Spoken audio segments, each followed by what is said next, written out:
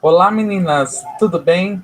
Chegamos à nossa última aula, né? A nossa aula de letramentos e alfabetização, né? Hoje, para finalizar, a gente vai falar sobre o ciclo da alfabetização nos anos iniciais do ensino fundamental, né? Modalidades organizativas e outros procedimentos, né? Então, por que é justamente no ciclo da alfabetização nos anos iniciais, né? A LDB de 96, ela, ela não necessariamente ela, mas os complementos, né, as resoluções que foram implementadas logo após dela, né, é, fez, fez uma nova organização do que seria a educação brasileira, né, ao longo do que viria, né, para frente, né, no caso hoje, né. Antes nós tínhamos o ensino infantil, né, que é do 0 até os 6 anos, depois o ensino fundamental, anos iniciais, né, ou chamado também na época de ensino fundamental 1, né, que compreendia a primeira a quarta série, né, e depois nós tínhamos o ensino fundamental 2, que era da quinta a oitava, depois o ensino médio, que era do primeiro ao terceiro, né. A primeira coisa que aconteceu foi o descolamento do último ano do ensino infantil para ir para o ensino fundamental, né? E a outra coisa que mudou foi justamente nos ensinos fundamentais, né? Por ambos, né? Tanto um quanto dois. Por quê? Porque antes nós tínhamos primeira, segunda, terceira, quarta, até oitava série, né? Então era uma educação que chamávamos de seriadas, né? E hoje nós chamamos de anos, né? Por que de anos e não séries, né? Porque a ideia do seriado é que haja uma apenas como se fosse uma série de livros, né? Em um livro vai contando uma história e tudo mais. E a ideia do ano, ele não dá ela não passa essa ideia de que é apenas para você preencher a sua biblioteca de livros, mas que você possa se desenvolver ao longo desse período. Então, por isso que tem essa nomenclatura diferente, né? A ideia é essa. A primeira do seriado é como, sabe, série de livros. É como se você fosse montar uma estantezinha de conhecimentos, né? Fazer a consolidação dos conhecimentos gerais. Tanto que por isso que, na realidade, no ensino médio, você vai ver conteúdos óbvio, próprios para ensino médio, mas são conceitos mais avançados daquilo que nós vimos, tanto nos anos finais do ensino fundamental, quanto também dos anos iniciais. Ah, então quer dizer aquela coisa louca de matemática que a gente vê no ensino médio, começa lá no ensino infantil, ou infantil não, no Fundamental 1, começa lá sim, quando a criança está aprendendo a fazer a conta, né, de adição, subtração, multiplicação e divisão, porque são as operações mais básicas da matemática, né? Tanto que são aquelas que mais utilizamos no nosso dia a dia, ela já é aquele primeiro momento para poder aprender aqueles cálculos malucos de cosseno, e de ângulo e trigonometria, enfim, é exatamente isso, né? Então, ela vai se desenvolvendo ao longo dos anos do ensino fundamental. Então, por isso que a primeira coisa que aconteceu foi justamente mudar esse termo de série para ano, tá? Então, já essa parte do letramento e alfabetização, né, para entender que as modalidades organizativas no ciclo de alfabetização, né, os aspectos das rotinas do trabalho do professor alfabetizador e os recursos didáticos na alfabetização caracterizam o que são atividades permanentes, sequências didáticas ou atividades sequenciadas e trabalhos com projetos, né? Então, a gente trabalha muito mais com os projetos, especialmente no Fund 1, do que necessariamente, por exemplo, lá no ensino médio. No ensino médio você trabalha com projetos? Sim, mas é para aplicação mais profunda daquele conhecimento, né? Mais profundo que aquele conhecimento, só fazendo o curso mesmo, o curso mesmo daquela disciplina, né? Porque aí você já né? Vai entrar num campo muito mais destrinchado, né, do conteúdo, né? Mas a ideia é que quando a pessoa termina lá no ensino médio, ela tenha conhecimento, né, ela aprenda, né, tenha aprendido, não é nem aprendido, é aprendido, né, pegado para ela os conhecimentos das ciências mais básicas, né, mais necessárias para convivermos no nosso mundo, né? Tanto que no ensino médio são 12 disciplinas, né? Às vezes 11, né? Por que eu falo às vezes 11? Porque o estudante estudar à noite, não tem uma delas, né? Que é justamente educação física, né? Educação física, ela não é que ela se torna opcional no ensino médio noturno. É que se o aluno, geralmente quem estuda à noite, porque trabalha de dia, e se o aluno trabalha de dia, ele fica dispensado de fazer a educação física, porque não ocorre no horário da aula, né? Tanto que o ensino noturno geralmente tem 5 aulas, né? E, por exemplo, o estado de São Paulo, né, na rede estadual, eles têm 7, né? A partir do ano que vem, inclusive, o Funde 1 vai passar a ter 7 aulas também, assim como no Funde 2. E no médio diurno, né? Diurno ou vespertino. Né? Já a Prefeitura de São Paulo, não. A Prefeitura de São Paulo tem 6 aulas, tanto no matutino quanto no vespertino. Né? E continua lá com suas 5 aulas noturnas quando ela oferece, quando a unidade da municipal oferece. Geralmente é mais ou menos nessa mesma base. Né? As aulas têm 45 minutos e uma aula de 45 minutos é considerado 1 hora aula. Tá? Também. Bom, sem muita enrolação, a gente vai falar sobre o ciclo de alfabetização, como já havia falado nos outros vídeos. O primeiro ano do ensino fundamental, inclusive, ele é um ano dedicado à alfabetização principalmente, né, quase que exclusivamente. Então, os conteúdos que mais as crianças irão visualizar é justamente relacionado à alfabetização, né? Na aula passada, nós vimos qual é a diferença do letramento e da alfabetização, né? O letramento é o uso social que nós fazemos das palavras, né? Dos símbolos, né? E já a alfabetização é o domínio desses símbolos, né? Bom, e como é que eu vou fazer isso? É apenas ensinando lá com a cartilha Caminho Suave?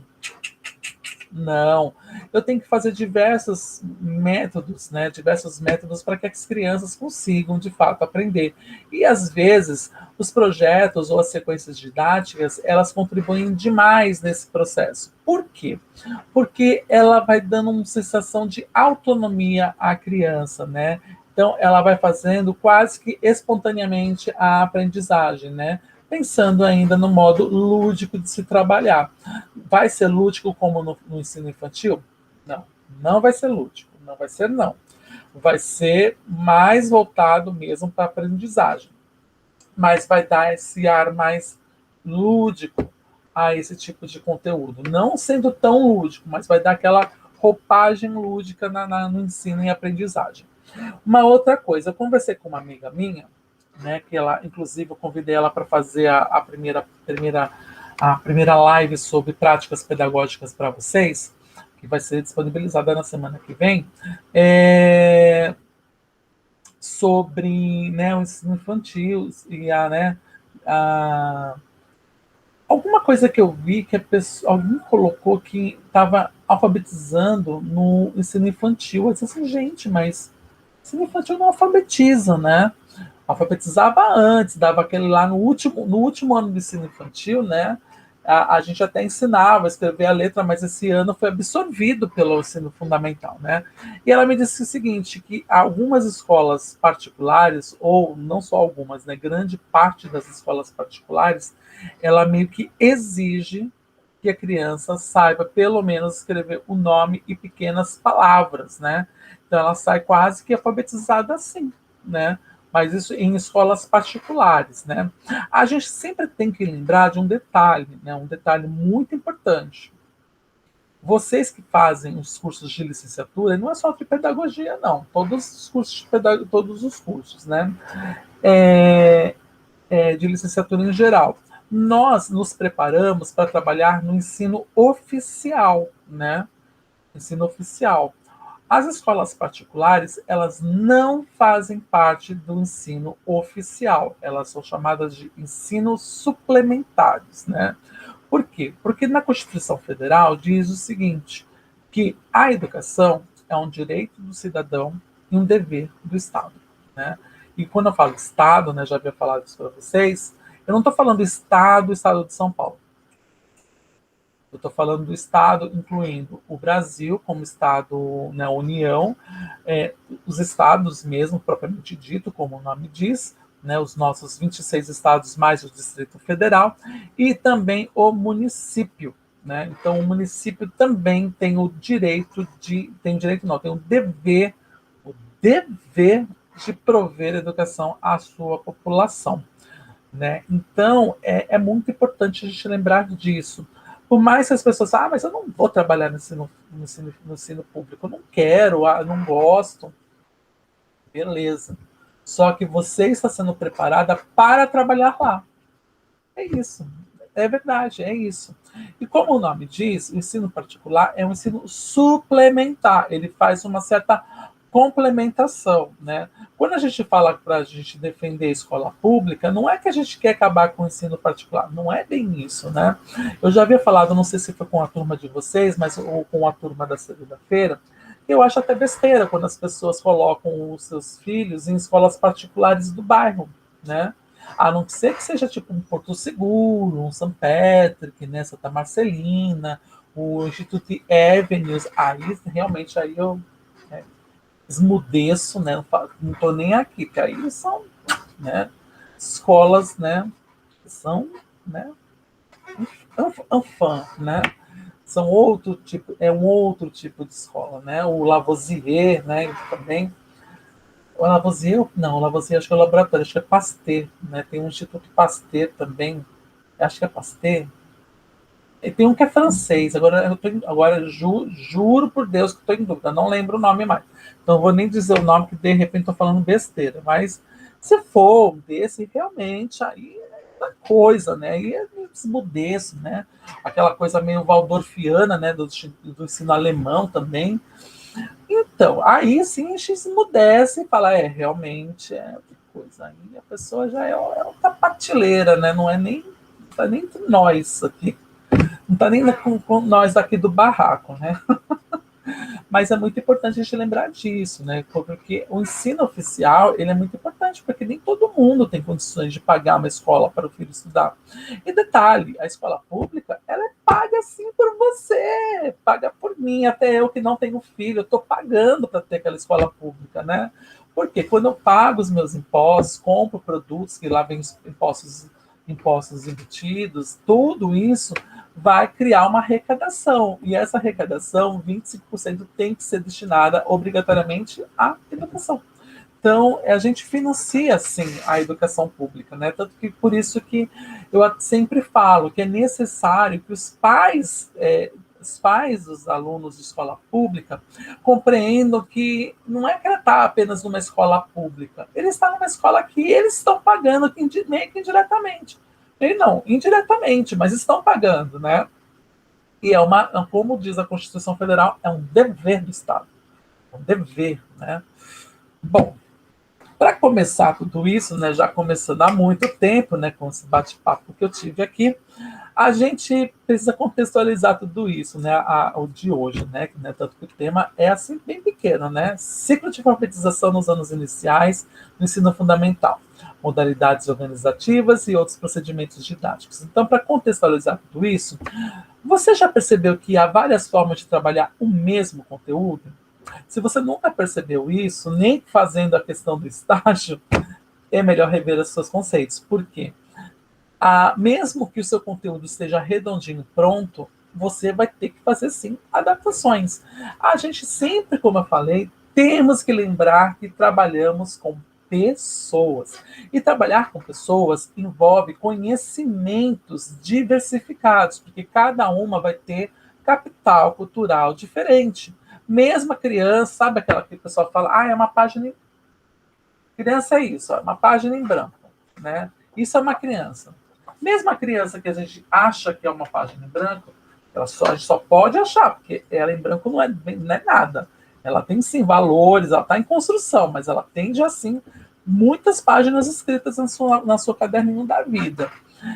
Mesmo essas, elas têm algumas necessidades específicas de aprendizagem.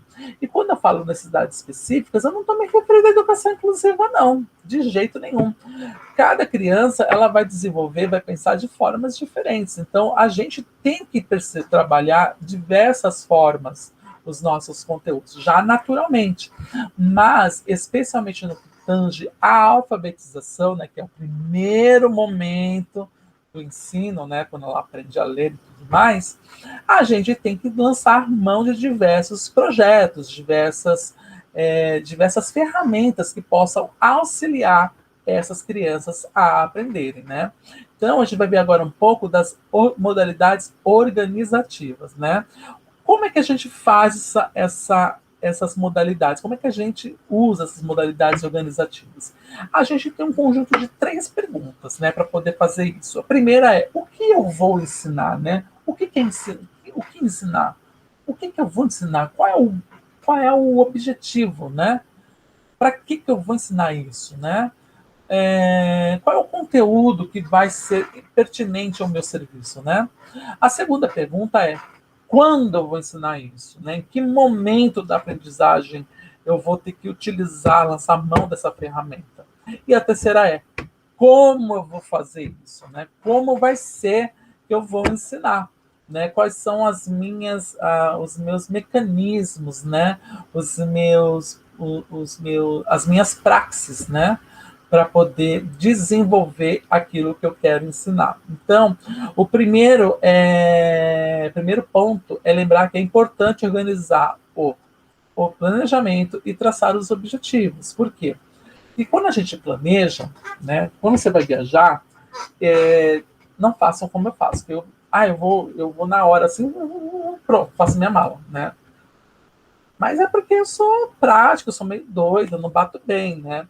Mas quando eu vou entrar na sala de aula, né, para dar aula para os meus alunos, ups, deixa eu ver, eu sei que está aqui. Está aqui porque eu peguei essa semana lá na escola. Só agora, no final de novembro, que eu peguei lá na escola, né, o volume 4 do Currículo em Ação, né? Não sei se vocês lembram do aula de inglês, né? Para poder utilizar o conteúdo, né? Quando assim que eu recebi, já comecei a utilizar? Não, não dá para fazer isso. Primeiro, porque eu tenho que pegar o conteúdo e ler. Porque eu preciso planejar como é que eu vou utilizar isso aqui. Ó. Can you make a survey? Como é que eu vou utilizar isso com eles? Né? Quais são os exemplos que eu vou usar com eles para que eles entendam o que é survey? Né? Survey é pesquisa. Né? Como é que eu vou ensinar isso para eles compreenderem quando eu falar, gente, quem acha que é a palavra survey, né? Quais são os exemplos mais práticos que eu vou utilizar? Então, eu preciso pensar nisso, né? Então, antes de entrar na sala de aula, eu preciso ler os conteúdos e olhar, olha, isso aqui vai dar para utilizar, esse aqui não. Para isso aqui eu vou precisar de um dicionário, né? Esse aqui eu vou poder trabalhar dando alguns exemplos, eu vou puxando a tradução das mentes dele e tudo mais, né? E assim vai por diante, né? Então, isso que eu falo para vocês é justamente fazer o planejamento da aula. E olha que está prontinho aqui o conteúdo, né? Eu até falo para os meus alunos, eu não uso o caderno, eu uso o currículo em ação, porque ele é consumível, né? O que é consumível, né? Consumível é aquele livro que você pode usar, abusar, abrir, né? Escrever. Isso é livro consumível. E outro detalhe muito importante, antes que quem não lembra, eu vou dar aquela relembrada: livro didático. Livro didático.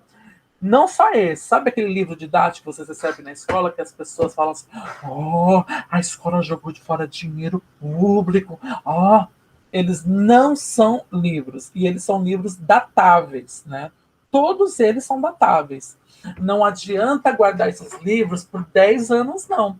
No próprio livro didático vem dizendo a validade dele, quando é dado, né, pela escola pública, né? Tem lá o Plano Nacional do Livro Didático, é o PNLD, né? Ele vem agora há 4 anos, né? Antigamente eram 3, que está lá 2021, 2022, 2023, 2024, né?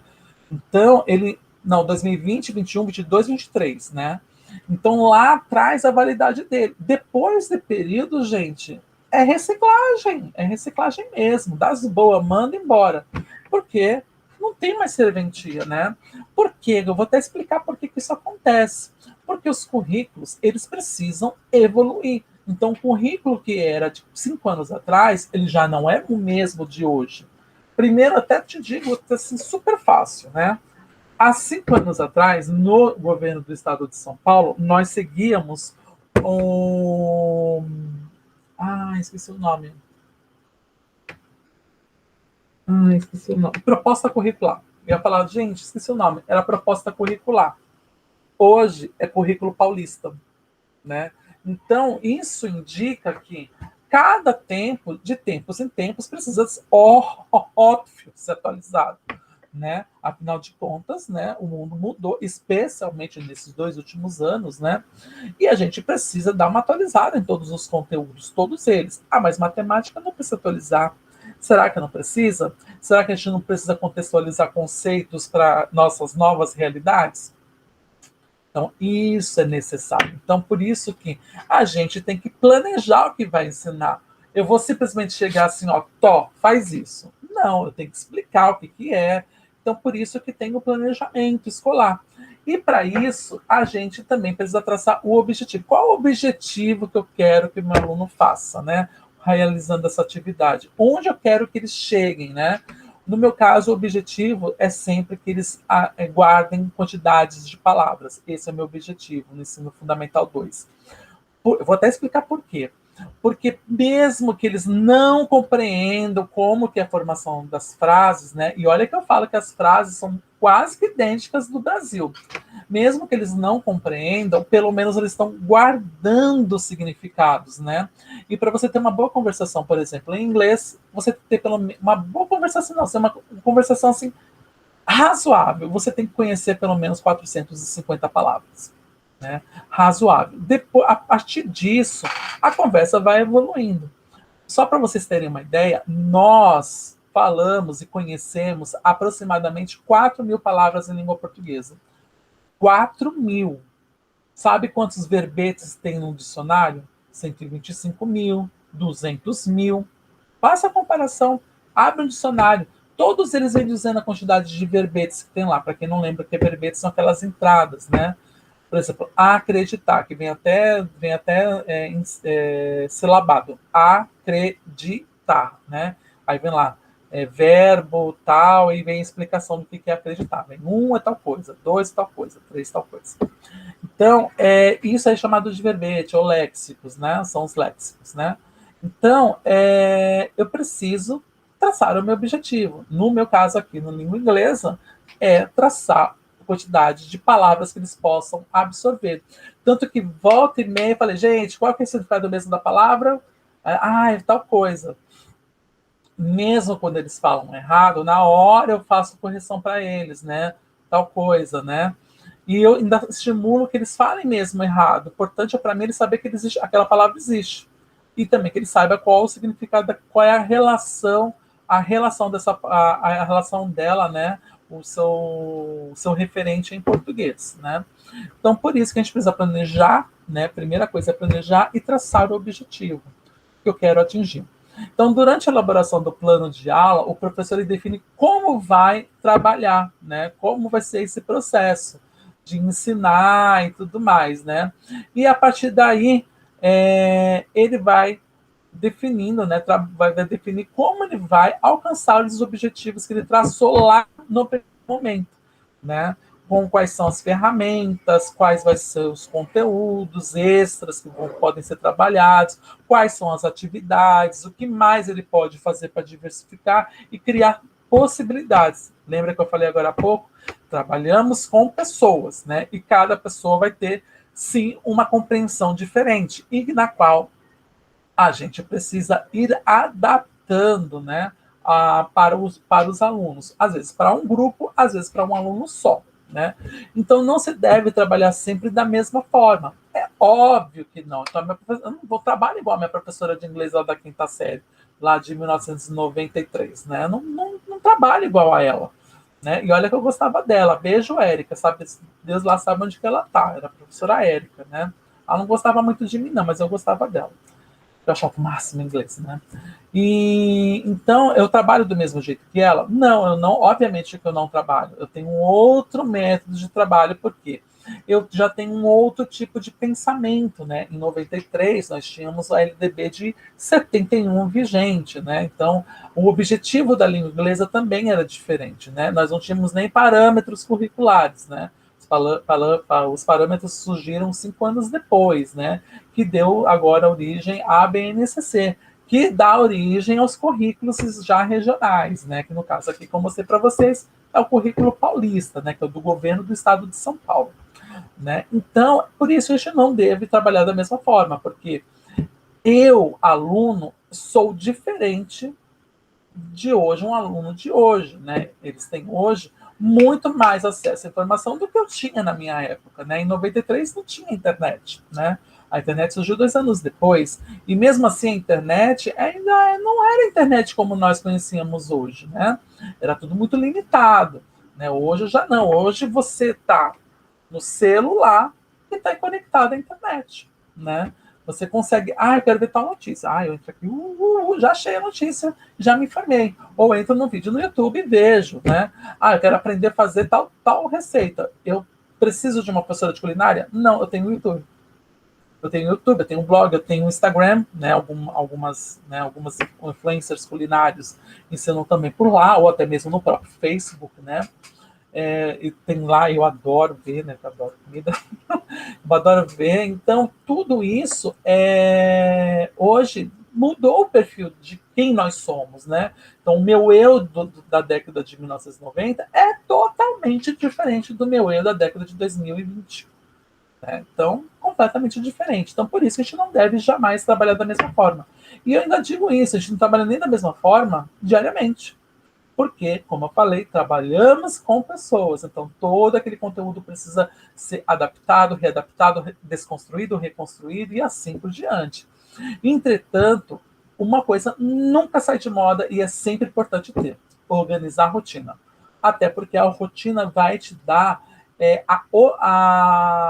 a direção onde você precisa ir, né? Você pode pegar, esse caminho também vai para a mesma direção, então vamos pegar, mas a gente precisa voltar para o caminho principal. Então é isso. Isso também chama-se organizar rotina, né? Então, a gente vai conhecer então essas modalidades, né?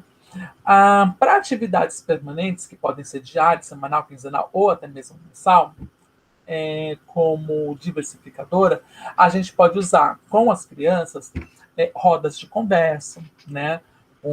A gente vai debatendo alguns assuntos entre si, a exploração do calendário, né? Por exemplo, que dá até hoje, que mês é esse, né? Quais são, por que tem aquele feriado, né? O registro da rotina, né? Até porque é importante a gente registrar tudo que a gente faz, até para a gente mesmo. A leitura, óbvio, diária, até para poder estimular a memorização da combinação dos códigos. Lembra da aula passada dos códigos? Da memorização dos códigos e também fazer a brincadeira em igual jogo, né? Brincadeira e jogo, né? Porque a gente precisa dar um ar sempre de ludicidade a tudo, especialmente nesse período da alfabetização, né? Deixa eu só agora molhar o bico, porque eu tô sequinho de boca.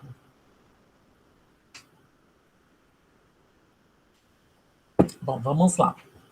A sequência didática. Vamos falar sobre o que é sequência didática, né? Então, a sequência didática é um conteúdo específico que é focalizado em passos ou em etapas encadeadas, né? Tornando mais eficiente o processo de aprendizagem. Ao mesmo tempo, a sequência didática ela permite o estudo nas várias áreas de conhecimento do ensino, de forma interdisciplinar. Então, por exemplo, um exemplo de sequência didática que está informado aqui é um lugar onde eu nasci, né? Como é que eu vou trabalhar isso? Onde eu nasci? Eu nasci em Santos, né? Eu, por exemplo, nasci em Santos. É só isso? Não. Nisso aí eu posso trabalhar geografia, porque onde fica Santos? Como que é o clima em Santos, né? Como é a hidrografia em Santos? É claro que para criança pequena não vai ter hidrografia, né? Mas é só para vocês verem quais são as possibilidades que eu posso utilizar.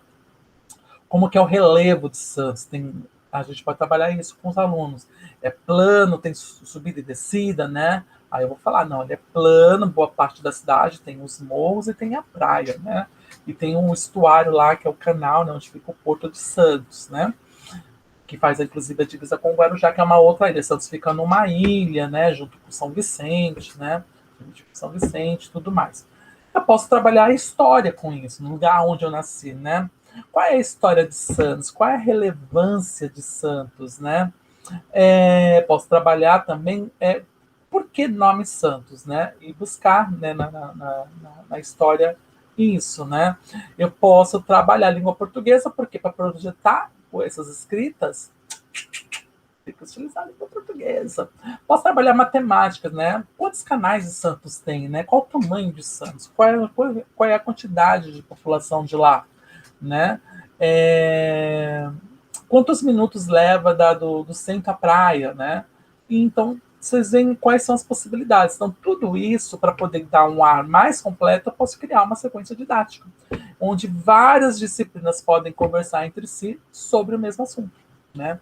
Então, os trabalhos com projetos são excelentes porque eles não precisam resultar em um produto final, até porque é um projeto, né?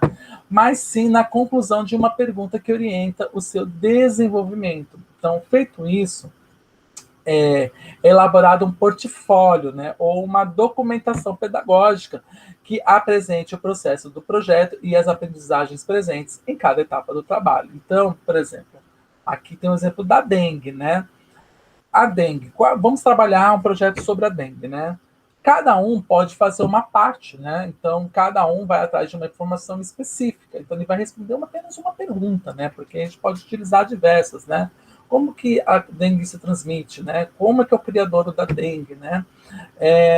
Qual é o histórico da dengue no nosso país, né? E, enfim, é quase como uma sequência didática. A diferença é que a gente vai montar de modo modular cada item. E esses projetos vão se complementando entre si, né?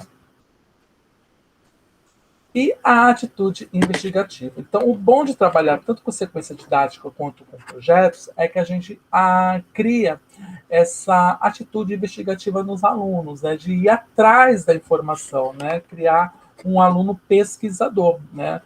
Não sei se vocês sabem, mas a ideia, inclusive, da faculdade, né, do ensino superior, é tornar as pessoas aptas, né, para serem pesquisadoras, né, para irem investigar, pesquisar sobre a área nas quais elas estão estudando, né. Então, por exemplo, numa avaliação diagnóstica, a gente pode fazer um ditado mudo, né.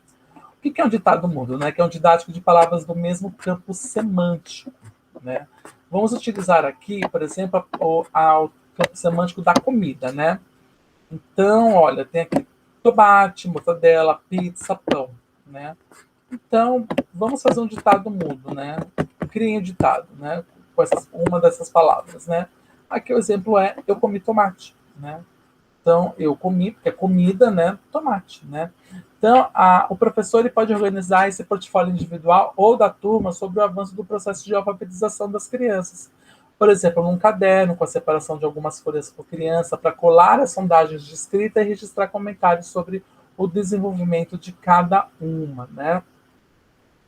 Então, desse modo, este caderno se torna um rico registro de processo de aprendizagem e desenvolvimento das crianças, o que poderá ser apresentado aos seus familiares como documentação pedagógica, né? Então, como eu posso explicar essa parte aqui, né? Então, lembra que eu falei agora da questão investigativa? Eu lancei mão de algumas palavras de algumas palavras, né, do campo do mesmo semântico, né, que no caso é da comida. Então, eu preciso criar elementos no quais eles podem escrever que sejam mais familiarizados para eles, né? E isso daí eu posso pegar e deixar fazer um portfólio, né? Esse registro, né? Porque no ensino infantil o portfólio é extremamente importante, porque não tem avaliação, né? No Fundi 1 tem, né, avaliação, né? E essa avaliação ela pode ser feita também através de portfólio, né? Especialmente no primeiro ano, no ano que eles estão começando de fato a aprender a ler e escrever, né?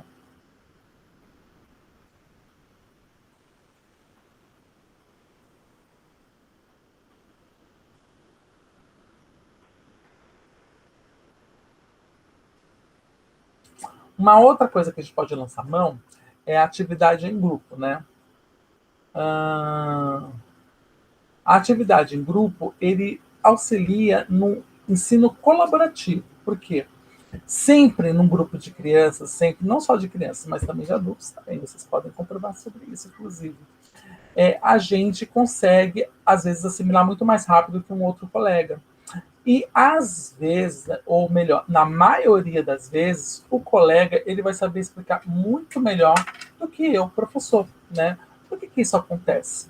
Porque isso se dá no campo da contextualização. Então, e eles podem trabalhar as hipóteses, né? Porque vai estar muito mais voltado para as hipóteses dadas, inclusive, entre eles, são muito mais próximas das suas realidades do que a minha que eu posso criar ou estimular o próprio aluno, né? Então, por isso que as atividades em grupo pode e podem, não, eles conseguem, inclusive, ser mensurada de modo mais efetivo, mais rico, né? Até na construção.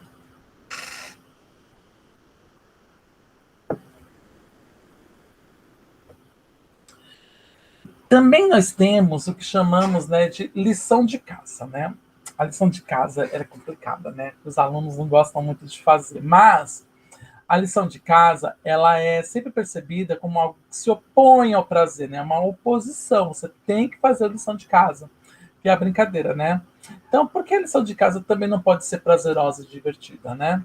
E ela pode, porque os objetivos da lição de casa é sistematizar e consolidar os conteúdos, né, os temas e assuntos aprendidos na escola, né? E isso é ideal que ela faça também essas descobertas sozinha também, né? Que ela possa perceber, porque quando ela vai fazer a lição de casa, a ideia principal é que ela se torne investigadora, né? Que ela se torne alguém que vá atrás daquela informação, que vá aprender, que vá raciocinar. Dentro da sala de aula, algumas atividades são meio que impossíveis de serem realizadas por conta da algazarra, da quantidade de crianças e tudo mais. Então, no momento que ela consegue estar, né, bem teoricamente, num ambiente que esteja um pouco mais calmo, a gente vai dar essas atividades mais reflexivas para serem realizadas em casa, né? Porque ela deve promover a aprendizagem de conceitos que foram objetos de ensino teoricamente na sala de aula, né? Então, e também ela deve elaborar um resumo, né, um resenho de um determinado texto também, por exemplo, né? Então, quando eu quero que o aluno diga o que ela aprendeu sobre aquilo, é muito mais fácil ela fazer em casa, num lugar mais calmo, com tranquilidade, do que ela fazer dentro de sala de aula, onde várias coisas tiram seu foco de atenção. Então, ir lá também, num ambiente melhor, um pouco mais calmo, ela aprende a localizar, selecionar e interpretar informações sobre determinado assunto ou tema, né? Então, a lição de casa, por isso que ela deve ser prazerosa, né? Mas ela tem que ser dada um sentido para que a criança entenda qual tipo de prazer que ela vai ter. Ela dificilmente vai fazer tipo uma brincadeira, né? A gente pode até mandar uma brincadeira para ela fazer com um responsável seu, né? Mas a gente tem que pensar que às vezes o responsável nem sempre está em casa quando ela está, né? Quando ela está disponível para poder fazer. Então a gente tem que trabalhar com todas essas possibilidades, mas é uma possibilidade também, não deixa de ser uma boa possibilidade. E isso também traz algo muito importante, porque ela vai ver uma real contextualização daquilo que ela está aprendendo em casa, perdão, na escola.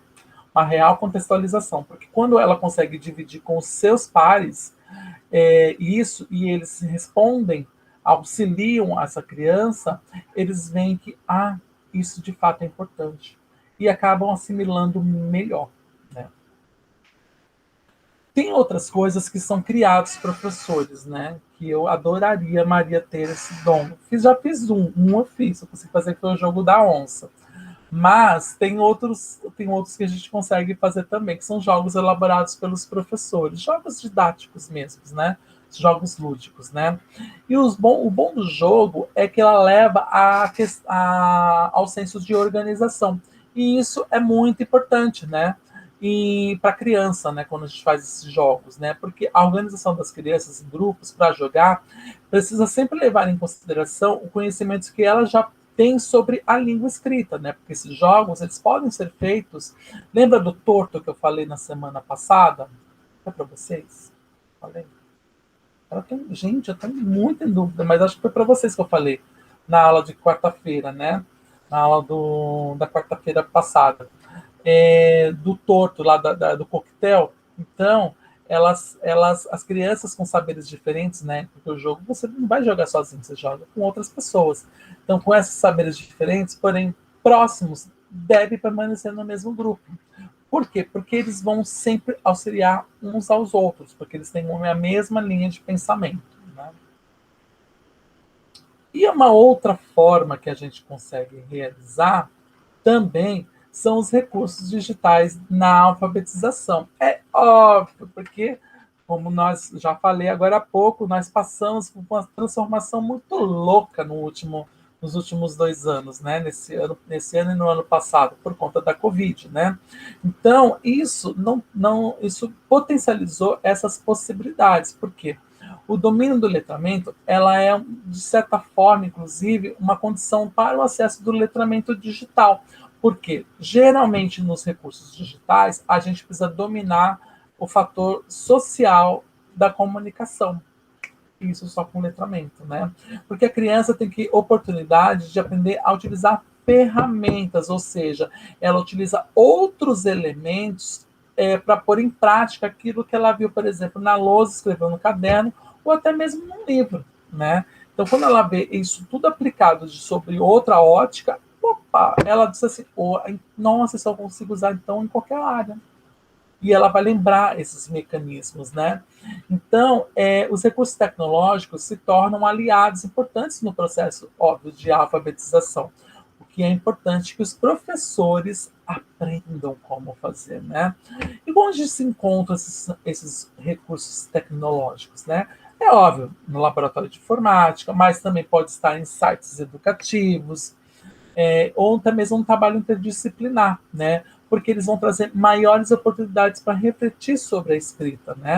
Porque eles vão ter que ler e muitas vezes a gente pode pôr para escrever também, né? Bom, crianças, nossa última aula de letramento e alfabetização acabou. Deixa eu ver. Eu acho que eu tenho algumas coisinhas para falar. Deixa eu pegar aqui a agenda. Opa!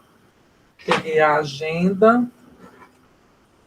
Eu já falei na quarta passada, vamos falar nesta quarta, né? Dia 24, né? É a prova dessa disciplina de letramento e alfabetização. Também a segunda entrega do projeto integrador em grupo. Né? Então, não esqueça, né? No dia 20. Ops, deixa eu ver. Nós teremos também a próxima aula, a nossa última aula vai ser cultura brasileira, né? São 2 aulas, né?